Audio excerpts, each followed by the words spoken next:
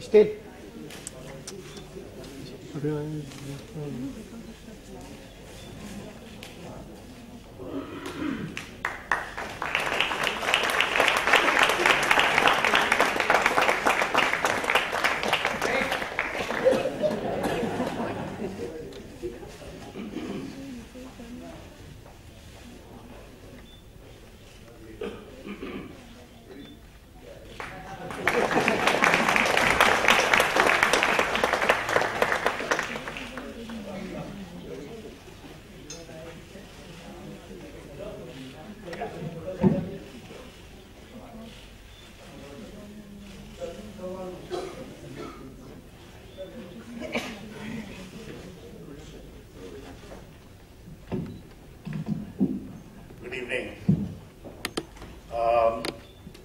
About 40 years ago, almost to the month, and Girish Karnat was the director of the Film Institute. And I got a call from Girish saying that there is this absolutely brilliant fellow, but also a real pain in the butt. Because he was leading some kind of a strike, and Girish couldn't come out of his office because they were doing, he along with several others were doing a dharna. And he said, the best way to get him off my back is to send him to you. So I had, of course, before that discussed with Girish about a film I was going to be doing, and I needed an actor of a certain kind, certain quality and so on. And I thought I'd find him in the institute, so I spoke to Girish. And Girish said, well, you got the right person in Naseeruddin Shah. And that's how Nasir came to my office. And we met, and it didn't take too long for me to make up my mind, and then he was in that film called Nishan. But I didn't realize that he had come with a one-way ticket from Pune. I didn't have the means to go back. I think, and if I remember it correctly, he went out of my office and came back again, and he said, look, do you think you can give me this ticket money to get back to Pune? That's how it all started. But after that, of course, the rest is history, because Nasir is such an exceptional actor, and of course he acted in several of my films, one after the other at that time. And of course, I never realized that he had this other talent in him, his ability to write. He did write a couple of missives to me during that time, but they were all written with a poison pen. Because there were some problems that he had with me, and then he would write these missives. But I didn't think that those missives were great pieces of literature. But now, when this book came out, I read it, and I was absolutely astounded by Nasir's wonderful ability to express himself in words, which I had never really suspected, although I've known him now for 40 years. Because he writes so well. And the book is such a pleasure to read. And well, what can I say? All I can say is that apart from being a great actor, he is on his way to becoming a great writer. And I'm sure that all of you will enjoy reading the book. I commend the book to all of you. Thank you.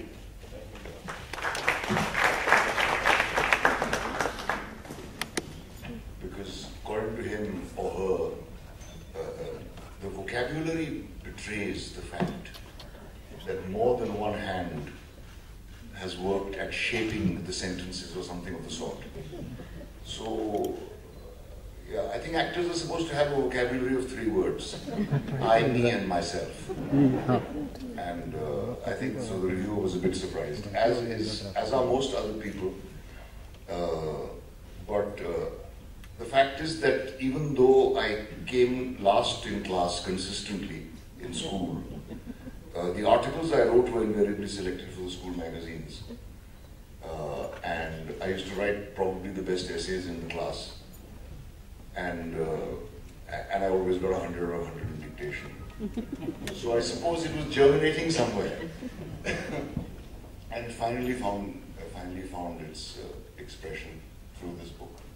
After all these years, how did you decide that you want to write about yourself? Were you persuaded by a publisher, or was it a... No, I wasn't. I was shooting this film, which was boring me out of my skull, and I was living in Prague. You want to name it? The League of Extraordinary Gentlemen. And it was getting colder and colder. Winter was setting in. It was -17 at night. And I was making so much money that I decided to buy a computer and learn how to use it. And that's what I did, and I started writing it for my own amusement, really. I had nothing else to do. So I just thought I'd try and recall things from my childhood, and I found I could recall quite a few.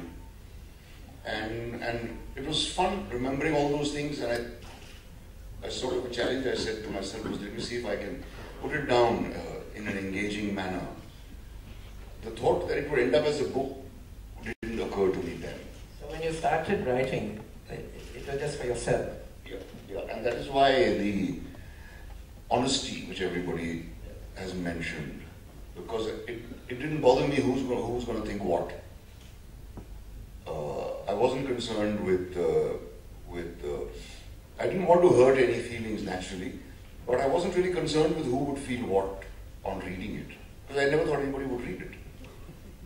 And when it became, or it started shaping into a book, then you didn't want to go over it and start censoring it in order not to hurt people.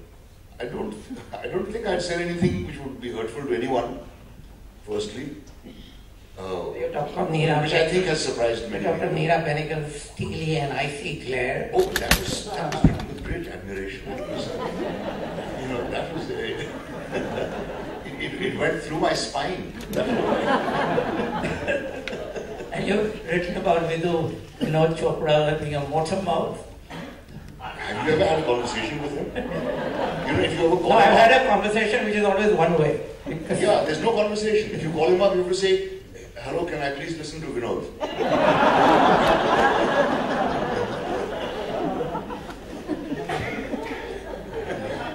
So, it didn't bother me, but I wanted to pay tribute to the people who have really helped me along the way. I was able to reassess relationships which had troubled me. My first marriage, for example, my relationship with my dad. And I was able to look at them afresh, and I think I've been able to effect closure with those things, and that is where the book worked as therapy. I never really thought that it would end up as a book until Ram Guha read an article I had written on Padhauti for a book called Nawab of Cricket, and he liked that article and asked me if I had written anything else. So I sent him the 99 pages that I had written, and he encouraged me to go ahead and finish it. So his encouragement had a great deal to do with it. Now you mentioned your father and your first marriage. Now you've been very, very frank about both those things, about your relationship with your first child, your daughter. How has she reacted to it? She was terrified of reading the book, firstly, Right. because she was afraid of what I'd have written about her mom. I dare say she'd heard stories about me. She hadn't met me till she was 12. I hadn't met her either. And I suppose she hadn't heard very complimentary things about me. So she was very frightened when she came to meet me for the first time, and after she'd met Ratna and me, she decided she wanted to live with us. So it was the same fear which returned, I think, when the book finally came out. She was afraid of what I'd have said. And it took her a long time to read the book. I had to go, sort of coax her to read it. But I think it's made her, it's relieved her, and she's feeling good about it. And I think she was... Because most importantly, it's something I've never talked about in interviews, and because there was never any need. But the fact is that while writing about that that marriage, I was able to realize how much I owe that woman. Whereas all I'd nursed all along was a feeling of hurt and betrayal and so on, whereas I was in fact the one who was guilty of inflicting the hurt and doing the betrayal. But I used to feel very angry and upset, and I've finally been able to come to terms with that, because I could look back objectively on the relationship and realize how much encouragement and faith I received from her. But the mitigating thing that you're not saying now is that you were 20 when you got married and 21 when you became a father. And that really is young. So yeah, I should have known better. But at 20 you don't. It was enough for me that I'd found a woman who loved me, and I couldn't see further than that. I was not ready to become a father. I mean, in fact, when Hiba turned 20, I told her, look, I was your age when you were born. How would you react if you had a baby today? So over the years, and with Ratna's great and tremendous assistance, I think I've been able to heal the wounds. And your relationship with your father, which plays a very important part in the book, it goes right through the book actually, and which is very troubled. Sometimes I wonder, suppose that relationship had been different.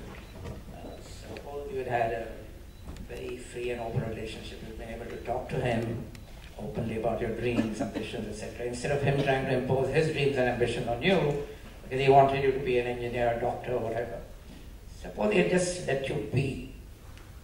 Would you have then actually become an actor, or would you have become maybe a professor of English at St. Stephen's College? IAS officer, perhaps. Officer. Maybe. I think this feeling of having, fighting a battle against somebody, that contributes somewhere to feel you're on opposing sides. But what really bothers me about that relationship is that he in fact probably thought himself to be very liberal and a very progressive kind of a parent, because he never walloped us or anything. He was from a generation where, taking a leather strap to your kids was the norm. And, if the child was crying, Le Jao Aise was the signature tune. I've seen it happen, in fact, in my own family. So my dad probably thought he was being very, very broad-minded with us. I suppose I was completely beyond his ken of understanding. You're not an easy child. I suppose I wasn't, yeah. I was a grumpy, unhappy kid, and I wish I'd had the confidence to just go up to him and hug him, I really wish that I had, and I don't think he would have spurned me had I done that. But I was too scared of him to do it. He didn't hug you either. And he never hugged us. I don't think I ever touched him. But what I think is very nice is that he lived long enough to see your success. Well, he saw Nishant, as I've written in the book, and he was delighted. He was also had been delighted by the 1,000 rupees from my payment that I'd sent him. That was what probably made him happier than the fact that I was in a good film. The fact that I was capable of earning my living through this madness. And he saw the film, and he seldom saw Hindi movies. He was taking a walk down the mall and saw this poster, and my name probably jumped out at him. And he was very happy I hadn't changed my name, for which I have to thank Meera, as I've written in the book. Because I did seriously consider, because when people were saying, it's look, your name's very difficult, and I felt like saying, what about Shatrughan Sinha, Why does every actor have to have a name like Ajay Kumar, So it was Neera who put the lid on that argument by saying... What were the other names being considered for you? No, they were all considered, people like Agashe, Anant Nag, Shama, I remember, we were sitting around Amrish Puri, we were sitting and they were suggesting this to me. Someone also, I forgot who, suggested I get a nose job done. In fact, that suggestion was made to me more than once. So he was very happy I hadn't changed my name. And that there was this film I'd done which was not a stupid singing and dancing kind of movie, which he abhorred. And then he was very happy. He wrote me the longest letter he ever wrote me in his life. But he wondered whether these were the kind of films which will continue to be made. So he said, you have to maybe find employment in the other kind, much as I hate those movies, but maybe you should look for employment in the other kind as well. And Nishad must have been shocking for him. Surprisingly, it wasn't, you see, because I think, neither for my mom, because I think... See, it's a very sordid story. Yeah, but I think both of them being connected to the feudal system and having been born and brought up in somewhat aristocratic sort of families, you know, coming on hard days, no doubt, but I think they'd seen the sort of debauchery and corruption that exists in these families. And so I don't think it shocked them terribly. I think in the families themselves there were many scary stories about the deeds of some of the members. Somewhere in the book, I think in an early part, you talk about this difficult relationship with your father. And do I feel that with every actor there has to be some problem in the family or in childhood for that person to be an actor? I think that's why we become actors. I think that's why we enjoy hiding ourselves behind other people. I mean, I don't mean to do any pop psychology here, but I really think it's it drove me to be an actor, I know that for sure. Because I was an unhappy kid, I had no friends, I was no good at class, I was no good at anything. The only thing I loved doing was watching movies and reading the literature that we had to study in class. So I think that is probably what has distilled into my abilities such as they are as a writer. Because in school we read George Eliot and we read Joseph Conrad and we read Dickens abridged. We read Thomas Hardy. And this is in the school where I was miserable, where the only thing I enjoyed was literature. We were also introduced to Shakespeare by the time we were in class 8. We saw a number of great plays performed by Shakespeare and by other companies. The school did a number of plays, so I was introduced to operas and so on. And my eldest brother was extremely fond of reading. He would always come home with a book or two by Somerset Maugham or Agatha Christie. I left the Agatha Christies alone, but Somerset Maugham I loved reading. P.G. Wodehouse I loved reading. So I suppose that's what that school did for me, much as I hated it. The one thing I discovered in the book is that we have a school in common. That I went to St. Anselm's in Ajmer just for a couple of years when The trouble is when anybody asks you, learn to study in Ajmer, they immediately say Mayo College. Yeah, the same Mayo College. No. I went to the other one, the other school. It was a good school if I remember. I was very young, and I stayed only a couple of years, so I don't have too many memories. Which years were these? Except that I had to learn to sing My Grandfather's Clock. It was too large for the shelf, so it stood 90 years on the floor. This must have been well before my time.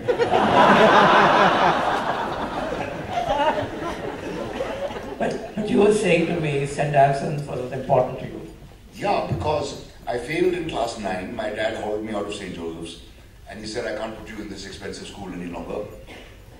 So you're going to live here in Ajmer and study in a school where I can keep an eye on you. Poor fellow. He didn't have a chance. But he put me into the school. I failed again in class 9. And then, repeating class 9 for the third time, I decided to do a play. And I got a couple of friends together. And Mr. Kendall had miraculously appeared in St. Anselm's as well. And this is Geoffrey Kendall of Shakespeareana, who toured around India with a group of people, actors, many of them English, and did Shakespeare all over the country. All over the country, to schools, to colleges. They never did a commercial production. They never hankered for money. Whatever was given to them, we students had to pay 4 annas or 8 annas each when they turned up, and they would live with us and they would eat with us and they would play with us, and it was just wonderful having them around.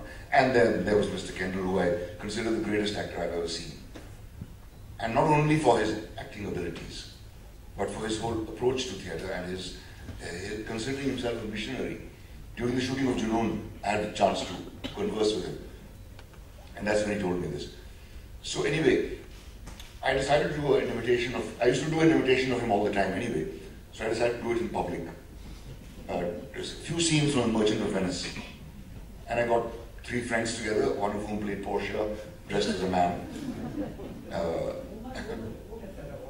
dressed as a woman. Yeah. The guy who played Portia dressed as a man is now a psychiatrist in Chicago.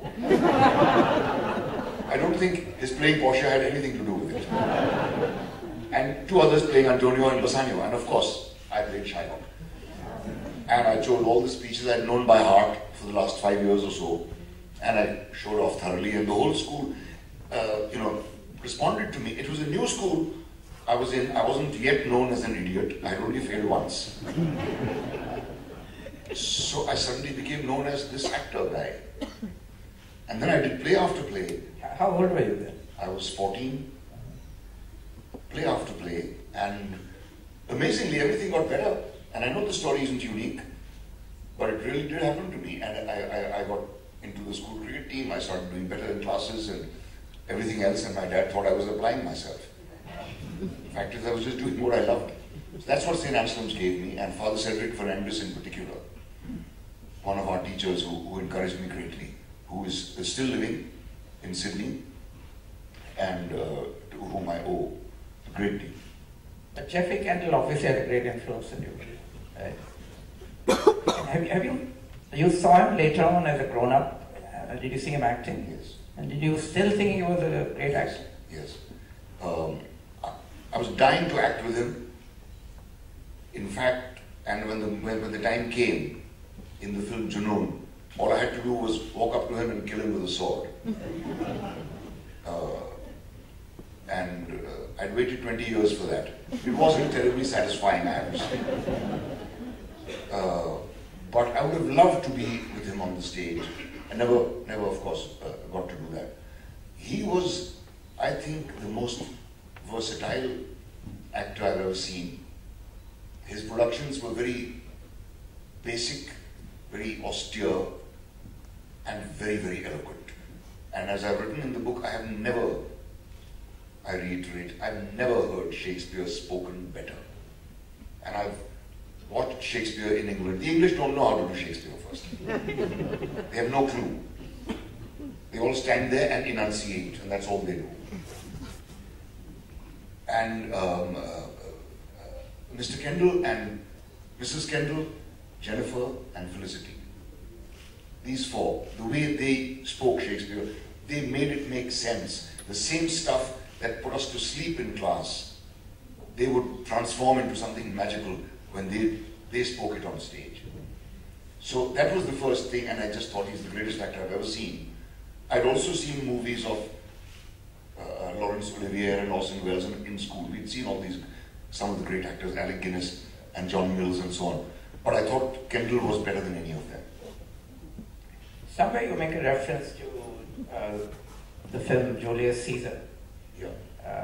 And you talk of a scene where Marlon Brando and John Gielgud are together. Yeah. In the frame. And you're saying they're 2 different... Contrasting schools. completely. Brando looks like he's in the wrong film. And to me, he was the only convincing actor in that film. The others, all the great grand actors, were all acting away splendidly, enunciating beautifully. But I think Brando brought guts to that performance. Can you illustrate that, the 2 acting styles? Well, one is Sir John Gielgud, which is truly, as Peter Brook describes it, he makes sheer alchemy with the words. But he's not a physical actor, and I've never been terribly fond of that kind of actor. I like the combination. That's why I prefer Olivier, because he is physical as well, and his speech is no less beautiful. I think Sir John bit stodgy, at the risk of offending any purists here. I love watching him, but I think he's a little bit stodgy for my taste. When you say he's not physical, what do you mean? I mean, he's always very measured in his movements. You don't feel any electricity going on in there. He's not unpredictable, the way Olivier sometimes is, the way Brando always is. And there's then there's this kind of acting which Brando personified, where the spoken word was not of that much importance. He was mumbling all the time. The fact is, you can understand every word he says, despite mumbling. And I've never heard the oratory of Mark Antony spoken better than Brando speaks it. And he doesn't mumble anything there. You can understand every single word he says. Even when in films where he's supposedly mumbling, you don't have to understand every single word to understand the essence of what he's saying. So, I don't unqualifiedly admire Brando. I think he was certainly very great as a film actor. I never saw him on stage, so I can't say about that. But the two styles are at great variance, and it's represented by Sir John, by Mr. James Mason, by the other gentleman who plays Caesar, I forget his name right now, but he was another great stage actor. And then there are actors like Edmund O'Brien and Marlon Brando, also into American actors. And you can just feel the throbbing quality which they had. So it's not just a question of stage actors and screen actors. No, it's not.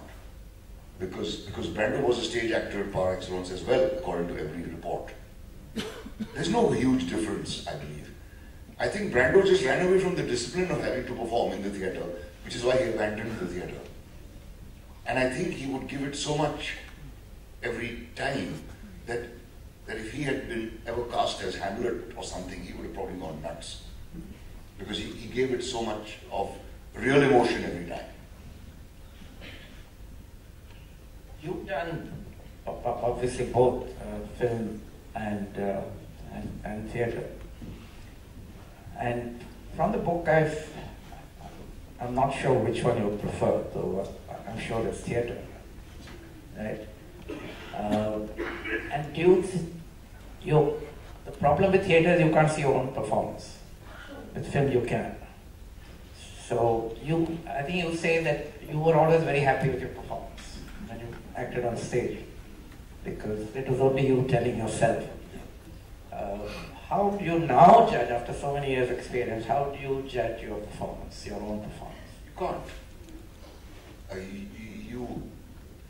You can only figure out whether or not you're connecting with the audience. You work at every aspect of the craft. You try to get the accent right, you try to make sure your voice holds out, you try to get the body behavior and everything. And there should be no expense, no effort spared over there. But ultimately, it is impossible to assess your own performance, and therefore it always needs a person from the outside guiding you. Directing and acting on your own is a tremendously demanding job, and I can't imagine how those who did it successfully did it. Even on the stage, I find it very, I find I'm not able to do justice to either my job as a director or as an actor. So I prefer to be directed, both in film and in the theatre. As for preferring which one I prefer, I can't really say. If at gunpoint I was asked to choose, I might opt for the theatre. If at gunpoint I was asked to choose. Because there's something about the theatre which movies can never replicate, and that is the pulling together that happens. Whether you're doing the leading role, or whether you're doing the lights, or whether you're doing backstage, you're all together, you work together, you eat together, you dress together, you laugh and cry together. And there's much more of a feeling of synergy in the theatre than in movies. In movies, you sit in your air-conditioned cabin and step out for the shot. I don't really feel part of many units that I work with because I'm an actor. I think most actors feel that. Most actors in movies will. Now, you also say in the book that if you are an actor and you've developed a particular kind of skill, then there is no good day or bad day. Yeah, there should not be.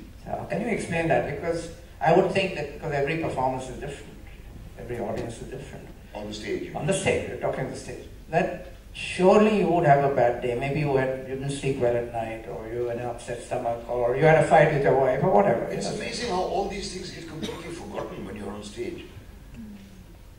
We opened the play Gandhi in Delhi in January, and I was terrified at the prospect because the theatres are not heated.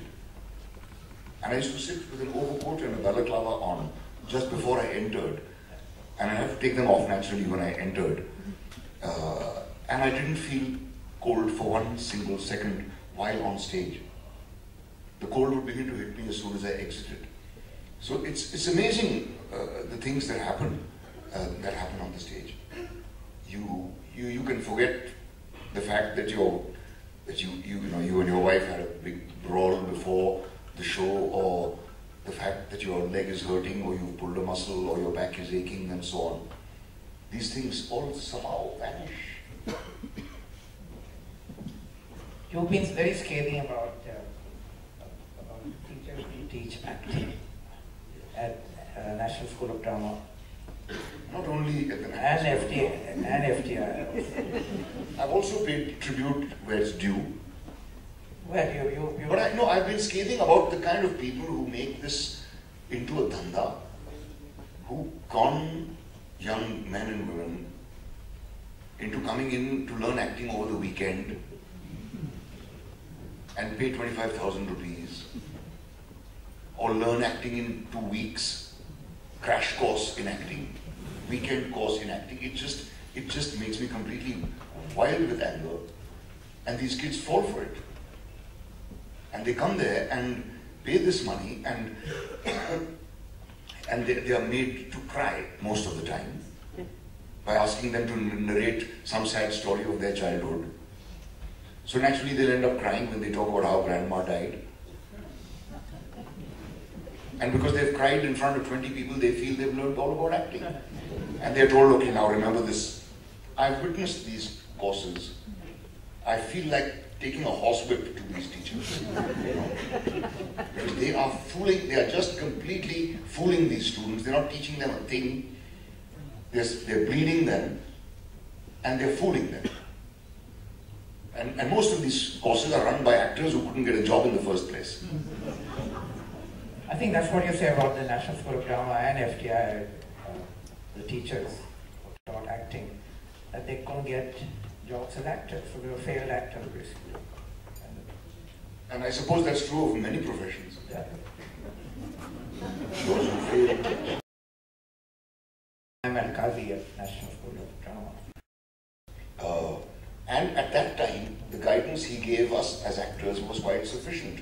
I didn't feel dissatisfied then. It was only later that it occurred to me that he was not really an actor's director, he was a designer. And an excellent designer. He did the kind of productions where the stage would open, the curtains would open to an empty stage, and it would get an applause from the audience.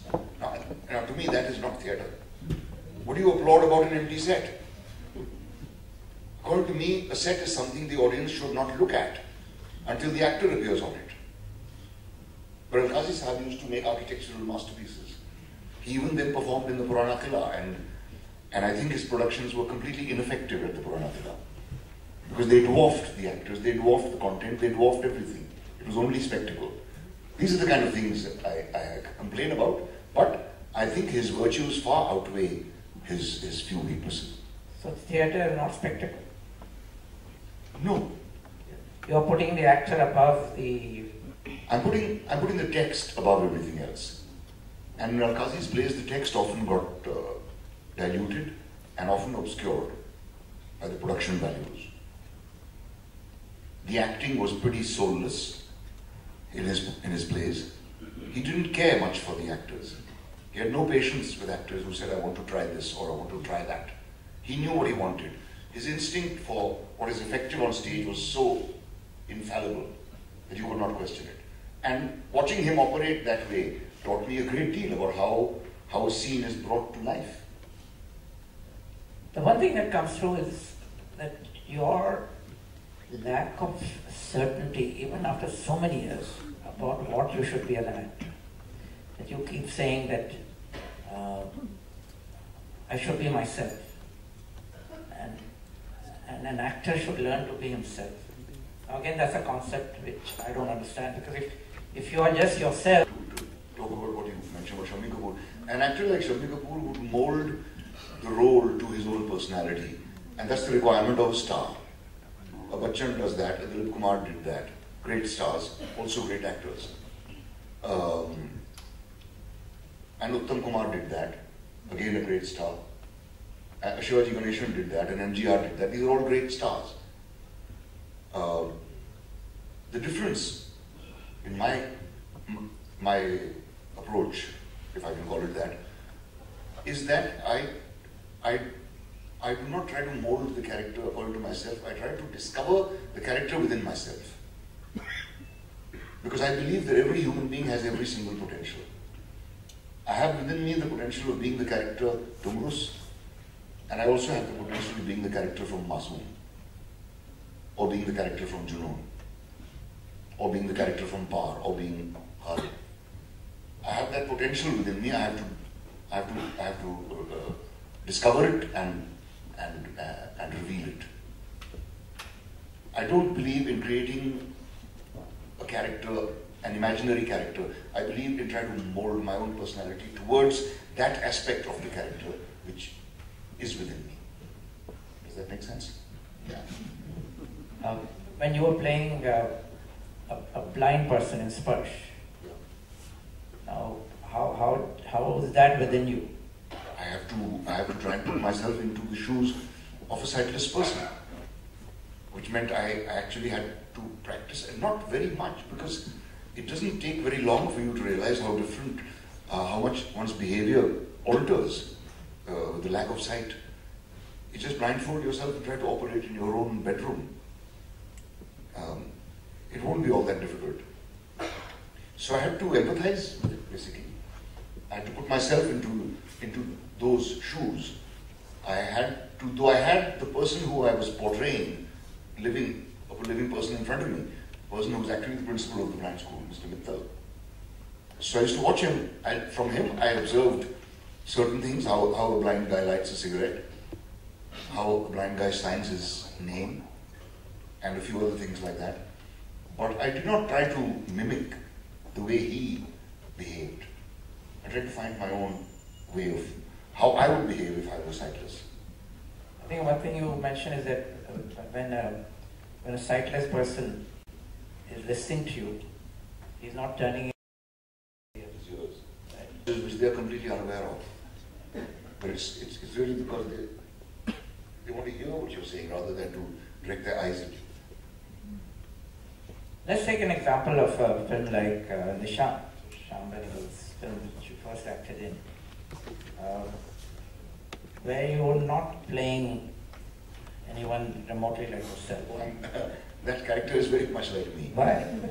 I'm the youngest of three brothers, and I was often the object of ridicule. They never kidnapped a lovely girl for me though. And the eldest brother, played by Amrish Puri, was, I could transfer the feelings I had to my eldest Mamu, who was a terror as a policeman. He was known as the dacoit killer. Anywhere there was a dacoit menace, he was sent to wipe them out. I heard the word encounter when I was about 8 years old from him. He would tell us how they would kill these dacoits even if they surrendered, because no one is willing to give testimony against them. And physically he was a lot like Puri Saab. He didn't have that voice though. But I could easily transfer those feelings. So it's not as if I was imagining Mamu. I was transferring the feelings I had for him. Like I transferred the feelings I had for my two older brothers, to Mohan and Anant, who were playing my two older brothers, who were constantly, giving me hell and dribbling me about something or other. It was very easy for me to empathize with that character. I really do feel closest to that character than to any other character I've ever played. Really. And amongst all the directors you worked with, who was the easiest? Was Shyam the easiest? You have to say it. I have to say. It was novel for me to work with Shyam, and the kindness with which he guided me, and the affection and the certainty with which I was guided is what is responsible for my performance in Nishant. I'm extremely proud of that performance. I consider it among my best work in cinema. Also because emotionally I could connect to it. Desiring a woman from afar, again, is a feeling I was quite familiar with. And so that wasn't very difficult. And then there was Shabana, who I had looked up to. She had come to conduct a class with us when I was a student at the institute. She was impressed with my diction. I'd loved her performance in UNCUT. So it was a big high for me. And she was a big star by the time Nishant was shot. So it was a great high for me. And then there was Shyam, who I would catch looking at me every now and then. And I think he was just, I don't know, studying my face or what, because the way he managed to guide me and the way the face I had, which I was terribly self-conscious about, and which I thought would never, ever fit into commercial Hindi movies. There's this one particular scene which in fact, when I see Shabana for the first time, she's in a shop, she's sitting down on her haunches and she's talking to the guy at the shop, and I'm standing there and I see her.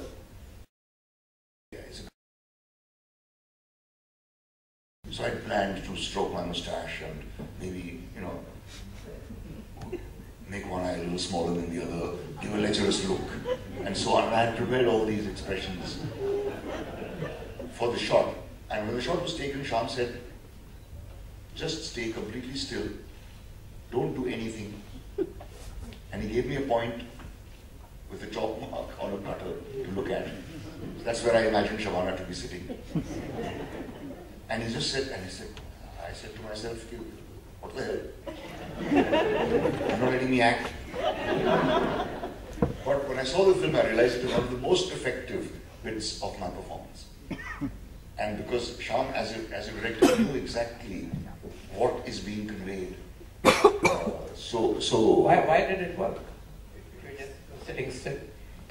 It was a very important lesson for me as an actor, because it made me realize that often the actor's body speaks without him knowing it.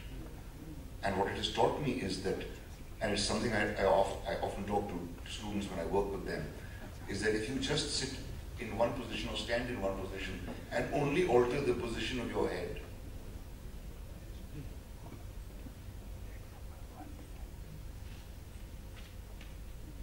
or this, for example, the entire meaning of your posture changes just by altering the position of the head.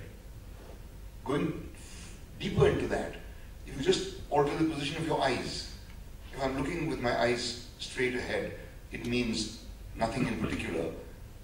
But if my eyes are like that, it certainly expresses something. Or if my eyes are like that, or if my eyes are like that. So that's what it taught me. That Shyam knew much more about my facial expressiveness than I did. And he made me stand in a position where my face was this way and my eyes were like that. So just having my eyes in that position conveyed what he wanted to convey. And all the stroking of the mustache and licking of the lips, which I had planned, would not have expressed. But Shyam is regarded, I think, more than left to you. He doesn't tell you these things. About the Nishant character, he just told me the scenes, what I have to do in the scenes. About Manthan, Shyam just required me to be full of beans. So I was a little overflowing with beans in Manthan because of that. In Junoon, Shyam showed me a photograph of a group, and there was this person sitting in this group on the floor, and he said, that's Sarfaraz, as I see him. He was a man wrapped up in a kind of a shawl, looking much leaner than I had imagined him to look. I thought Sarfaraz would be this glittering guy on horseback, flashing a sword with the moustache upturned and so on. So I said, hey, that's what I look like. I don't think I played Sarfaraz quite like that though. Are you talking of underplay? No, underplaying and overplaying are complete misnomers. There's no such thing. You're either truthful or you're false. That's what I believe. Either your performance has truth in it or it doesn't have truth in it. And it's up to the director to draw the truth out of you. If Shyam had let me do this, that would not have been truthful, quite simply. He recognized the truth of the moment and knew how to convey it. That's the great thing about Shyam. He knows exactly what he wants to convey in the shot. He places great faith in his actors. And he's very careful about who he chooses to play which part in. And he uses that actor's strengths. He doesn't say, tum kya karoge karke dikhao, kind of stuff, which a lot of directors who don't have any ideas in their heads say to you. Let's see how you would do it.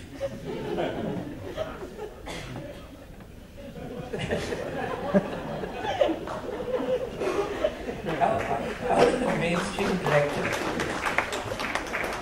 Mainstream directors? How do the mainstream director? The greatest story I've heard about a mainstream director is an actor doing a death scene. And the director is saying, Abhi, chot lagi hai, tere ko chot lagi hai, and accompanied by a whole lot of foul words, which I don't dare repeat here. And the actor says, sir, please, मैं expression दे दूँगा आपको, please, mind your language, don't give me bang, ये हो गया, to give the actor a stimulus. And then he said, अच्छा अभी मर सकते, मर, we all मर, all मर. Then there was another case where I had this scene in a film where I'm playing this policeman who's after the underworld or something like that, and I have this very fiery confrontation scene with three gangsters, and the three of them and I exchanged this verbal duel and so on, and everybody standing around the unit applauded and this and that, and I went back to my makeup room to have lunch, and the director comes scuttling into my room and says, I'm sorry, I'm very sorry, we have to reshoot the scene. So I said, but why? He said, because वो जो तीसरा character बैठा हुआ ना वो तो मर चुका है.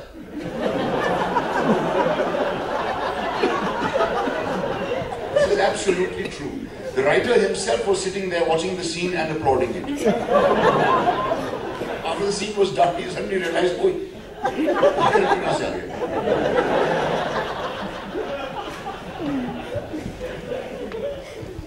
But you have done a lot of mainstream films. A lot of them have been of this kind. I can't really say I've had a great time in any of them. Let me think. I can't think of any which I have really, called up Ratna and said, hey, I had a great day's shoot today, among the mainstream movies. Yeah. A Wednesday is not mainstream. Well, no, it's not, I think. But it did do very well. It did extremely well, which The Sleeper, which surprised everyone. A lot of right-wingers loved it, which bothered me a little bit. And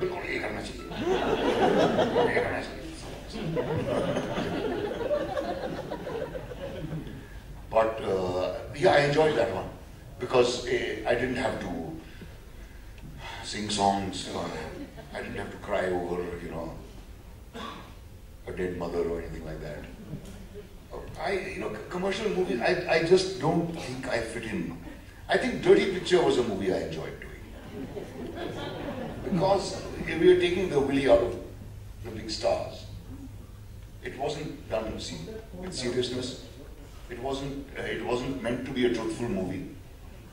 It should actually have been a very disturbing film. Because that story is very disturbing. It's a very, very tragic story. But it was not made with that intention. It was made to titillate. It was made to be a success. And luckily I got cast in a part which I really had a ball doing. And I was paying tribute to a number of gentlemen I have observed over the years.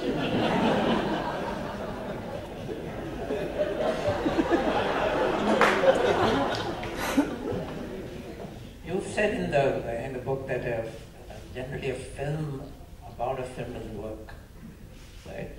But this worked. Dirty Picture worked. No, it didn't. I think it didn't.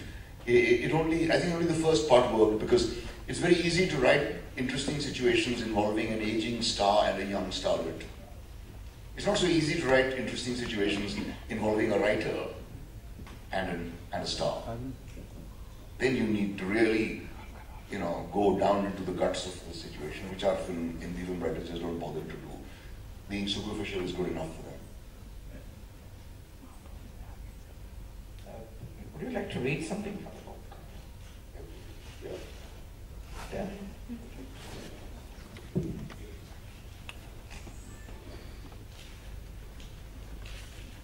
By the way, do you want to also tell the audience about Jaspal Shah? Because it's a recurring story which goes right through the book. Pretty sad story. Yeah. Rajendra Jaspal and I joined the National School of Drama together in 1970. Om Puri was also a classmate. Jaspal was from Patiala, so was Om. Om used to work in some kind of an office, I've forgotten which one. Jaspal used to work in the State Bank of Patiala. And they both used to do theatre with a person called Harpal Diwana in Punjabi. They had done productions like Universe Rex and The Miser and so on, Andha Yogin and so on. So their knowledge of theatre was Indian theatre was far greater than mine. I hadn't read a single Hindi play when I joined the drama school. I was very greatly impressed with them both. With Jaspal firstly because of his singing and his dancing abilities, which were immense, and he was also a rather good-looking person. Om struck me greatly because I thought that this guy really has guts. NSD. Yeah. He was as slim as a reed.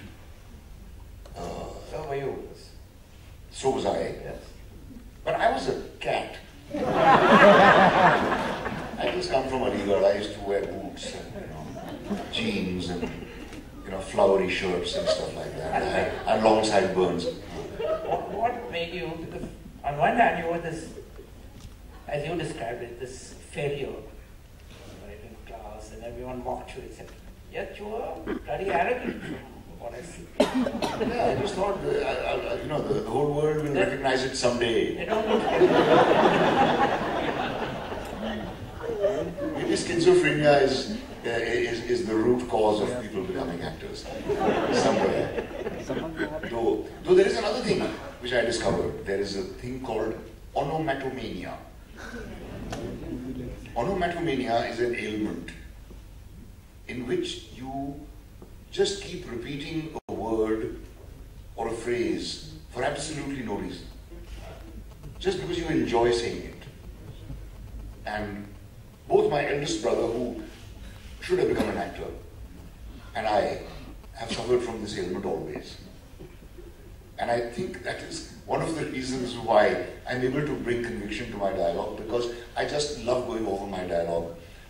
I never tire of going over my dialogue. I just love saying those words. So perhaps that is what caused me to become an actor more than the schizophrenia. But to turn a little serious, schizophrenia is something which afflicted Jaspal. We were very close friends through the drama school. The 3 years we were inseparable. We were always cast together as buddies and so on.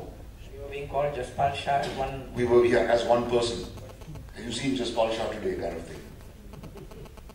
Then we both went, and I think Jaspal derived great comfort from this kind of, symbiotic sort of relationship with me. Because he always said, I wish I could speak English like you. I wish I was as good an actor as you, though he was, in fact. He used to maybe just say that to make me happy. In certain respects, he was better than me. And I really admired the energy he brought to the stage and so on. And I think my friendship gave him a great deal of comfort, and for him, it came to a stage where he could not live without it. We went to the Film Institute together, and the separation of personalities began. Because there we were not perceived as one person. And I think we began to grow apart. And I faced a great deal of resentment from him. He thought I was sort of, you know, not living up to the friendship, or I don't know what he thought. Maybe an element of envy that started coming in. It was more than that. He had an affliction, a mental affliction, which just got worse and worse. Which Dr. Agashe, being a psychiatrist, tried to explain to me when the thing came to a head during the shooting of Panthan. It's beyond my understanding. It's too scary to even comprehend. But he did turn very troubled and messed up his career. But he almost killed you. He stabbed you. Yeah, he stabbed me in the wrong place, luckily. Yeah, if he'd gone for my throat, I wouldn't have survived. He went for my back. And I survived it.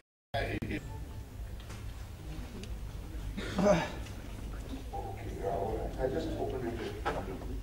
My work had made many polite noises and the usual vague promises. Now I was being urgently summoned, and I had visions of a part like the one a few years ago, in which they had seen the potential in an unconventional actor, no prizes for guessing who, and it had paid off big time. I learnt later, of course, that the unconventional actor had been their third or fourth choice, and it was only cast when the stars they wanted turned down the part. I decided I wouldn't mind one little bit being the third or fourth choice, provided I got a part like that one. Arriving at the plush seaside residence where the meeting was, it didn't take me long to figure that I was dealing with very big brass here. The legendary director, not Shyam, who mostly kept squirming. And finally a few subtle signals and quick looks shot around the gathering, and one of the writer gentlemen came out with it. Prima donna attitude from one of the stars in the massive film they were shooting at the moment had made them decide to replace the gentleman in question with yours truly, and I should make myself available from next week. I wasn't asked, I was told. My stunned reply that I was already in the midst of a shoot ending in 3 weeks was met with an incredulous guffaw. What film, yeah? Who is going to see it? What film is it? I desisted from naming it, not wanting to create further merriment. So I got bombarded with advice that was not without a certain friendliness. This is the chance of a lifetime for you. Think of your career. Forget that bloody film, whatever it is. And in fact, what I haven't mentioned is, they asked me who's the producer. So I said FFC. NFDC was known as FFC those days, Film Finance Corporation. So one of the gentlemen says, tell them to FFO.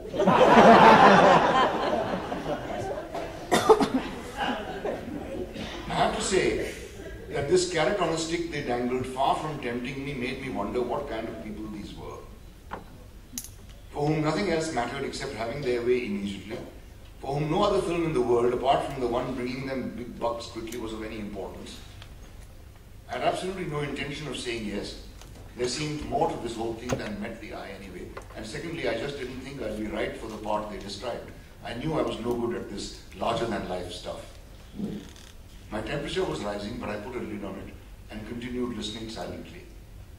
Even though the producers sitting there were itching to instantly hand me a check, and I was being paid nothing for Albert, there was not the slightest dilemma in my mind.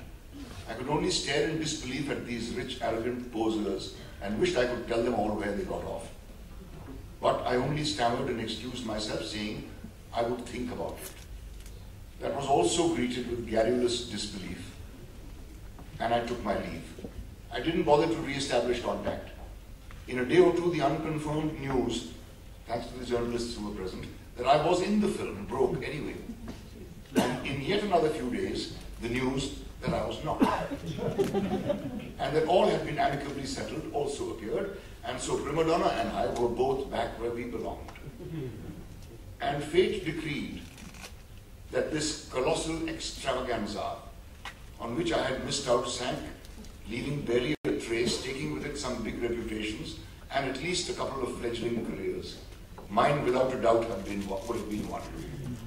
And it now rests secure in the musty pantheon of forgotten biggies, while the tiny Albert Pinto Ko Gussa Kyun Aata Hai is still remembered, if only for its title. And tried to get on to a plane in the morning, and of course there was no seat, and Indian Airlines was far from courteous to passengers those days. And I couldn't, so I got on to the flight in the evening. I got to Meerut by about 10 o'clock at night. He'd already been buried away from Sardana, which is about 24 kilometers outside Meerut. And that's where he was buried. But I couldn't make it that night. I got there the next morning. Ammi, my mother, was remarkably composed when I met her. The last 30 years had gone by sharing his life and serving him ceaselessly. Now the pivot of her existence was gone. The three of us were able to spare less and less time for her, and she hadn't another involvement she could immerse herself in. Yet she was holding back on the lamentation.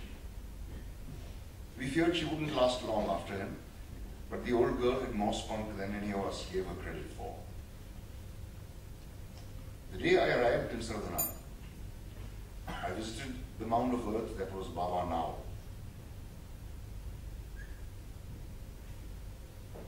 And we had the first of the many easy conversations I was later to have with him. I could never speak to him, ever, while he was alive. That day I talked to him about the film I'd just done.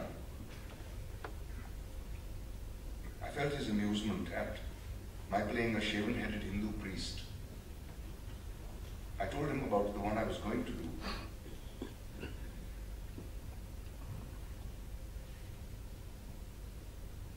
Playing Sarfaraz, the mutineer, that I was modeling the way I would look in the film on portraits of my Afghan ancestor. I could virtually hear him chuckle.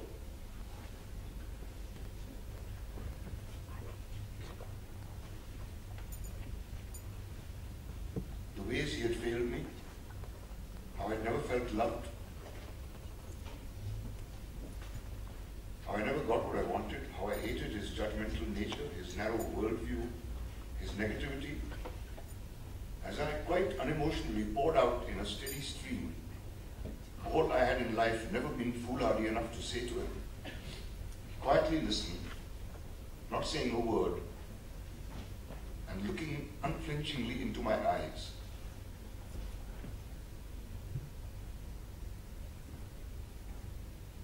As if understanding perfectly what I was talking about.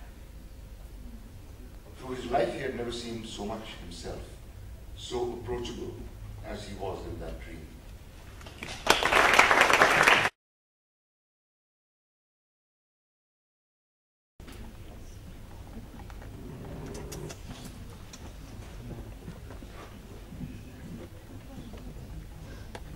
Yeah. Of all the people you've been caustic about in the book, you're most severe about those whom you describe as having too much self-love. Is self-deprecation an essential attribute of an actor? Wow, that's a tough one. I think self-love is an equally important aspect as self-deprecation is. I think all actors love themselves, and that's one of the reasons they are actors. But it's when self-love takes over everything else that an actor's output becomes offensive, in my opinion. When an actor is only intent with showing off how good he is and considering himself more important than the project he's in, which is the case with many of our stars. And our industry, unfortunately, is completely star-centric. So pleasing the star is always the first priority.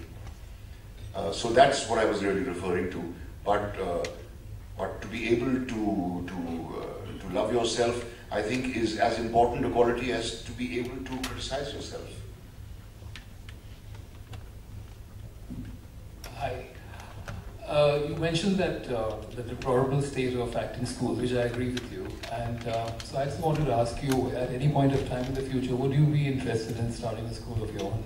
No, because I hate the thought of children giving me money to teach them, to help them. It just offends me to my depths of my soul.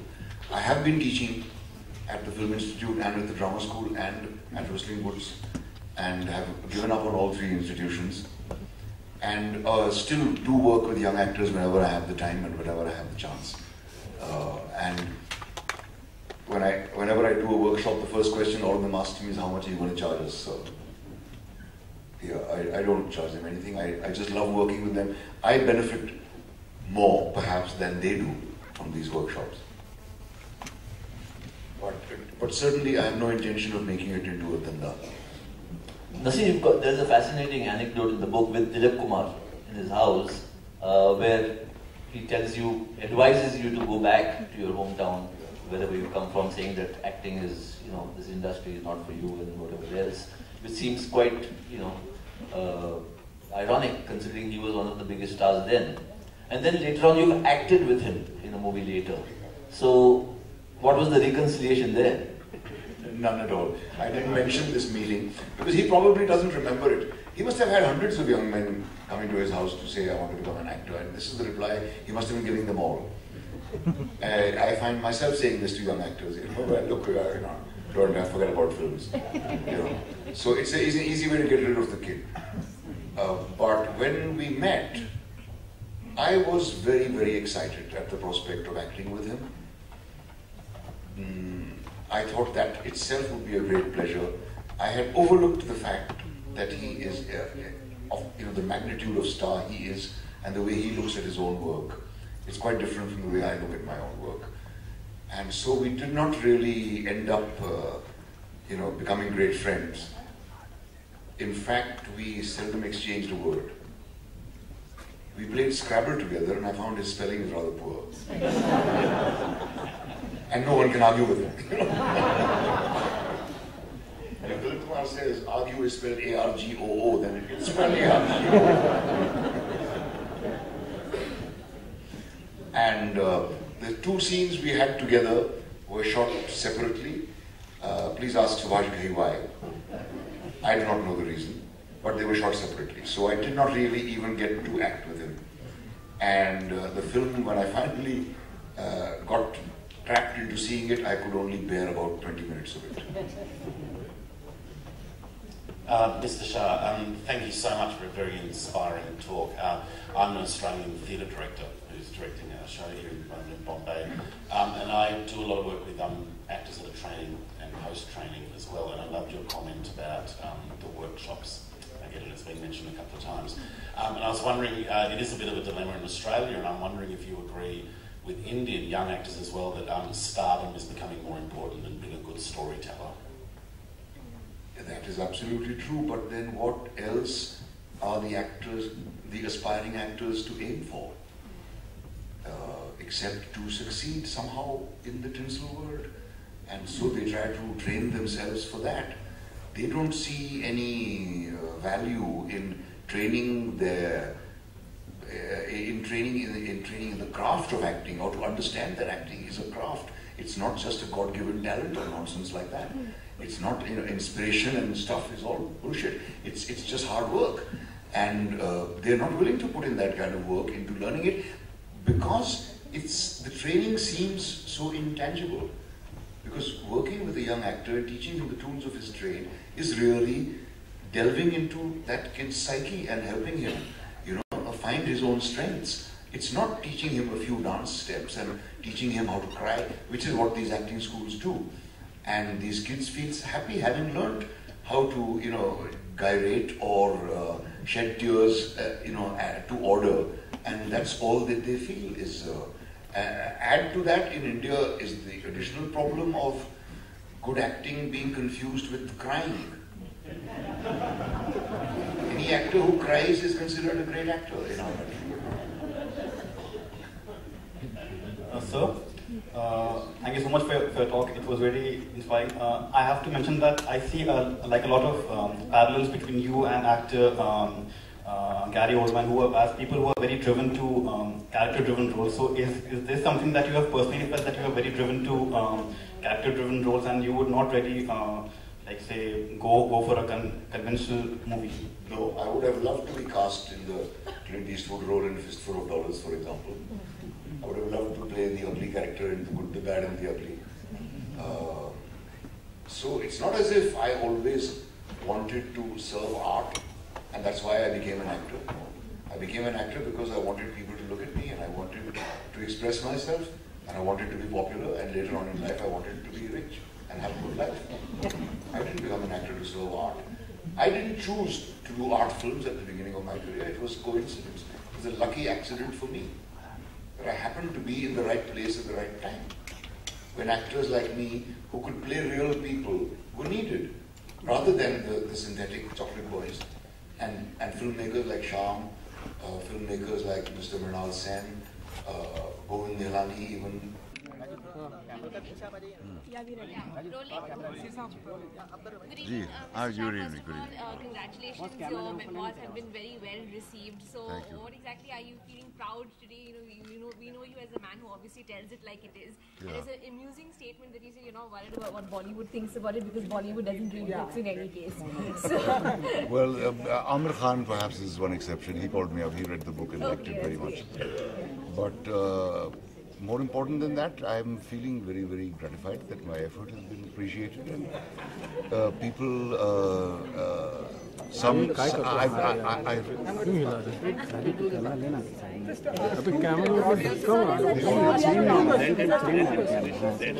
वहाँ से पूछा यार सवाल. Okay, so 2 minutes means 2 minutes. Center look, please, sir. Right. I forgot what I was saying. Amir Khan read the book. Amir Khan read the book, yeah, that made me very happy. But more important than that, Shyam Babu read it, Neera read it, my brothers read it, my wife read it, my children finally read it, and they all approved of it. So, as Satyadev Dubey always used to say, that it's only the few people who matter, whose opinion really counts. And I've got their approval, so I'm extremely chuffed. And Shamsa, would you like to say anything about the book? Not now, after. We'll be getting all riled up. We can see that. He's dying to wait. Okay, right. What, next question, last one. Does anyone else have Okay, right. Okay, done. All right, thank you so much. Thank you very much. Thank you. Right on.